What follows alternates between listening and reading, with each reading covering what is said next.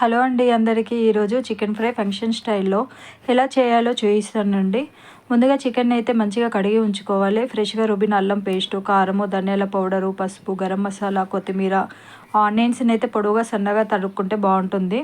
కడాయిలో ఆయిల్ పోసుకొని కొంచెం మరగనివ్వాలి. ఫస్ట్ అయితే ఆనియన్స్ని వేయాలండి. ఆనియన్స్ని అయితే మంచిగా రెడ్ కలర్ వచ్చేంత వరకు వేయించుకోవాలండి.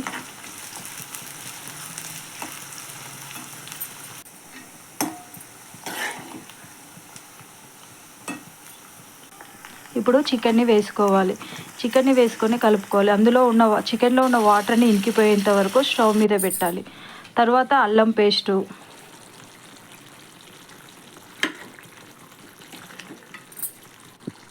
పసుపు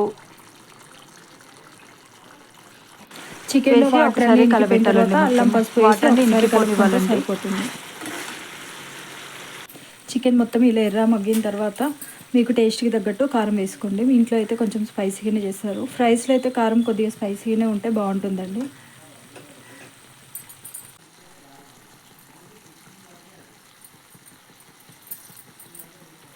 ఎంతో టేస్టీగా చికెన్ ఫ్రై అయితే రెడీ అయిపోయింది. ఒకసారి మీరు కూడా ఇలా ట్రై చేసి చూడండి, చాలా బాగుంటుంది. తొందరగా అయిపోతుంది. టేస్ట్ కూడా ఫంక్షన్లో ఎలా చేస్తారో అలా ఉంటుంది.